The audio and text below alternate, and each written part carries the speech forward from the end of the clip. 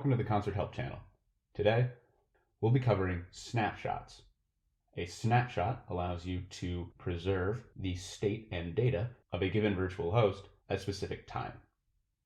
Snapshots can be difficult to manage and track in large numbers. They consume large amounts of disk space, and they are not protected in the case of hardware failure. If you are aware of the risks and would still like to continue, you will first need to enable snapshots. To do so, you will need to be a team manager. If you are a team manager, head on down to your settings, select Enabled under Virtual Snapshot Host, and be sure to save your changes. Now head on over to your available runs, select Virtual Host, and click Snapshot. It may take some time. Once that is done, you will see a Restore prompt next to the snapshot prompt, and clicking this will restore your virtual host to its last snapshot.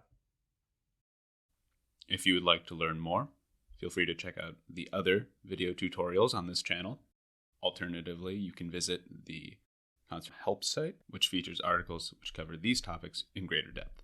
In the meantime, I hope you found this video helpful, and thank you for using Concert.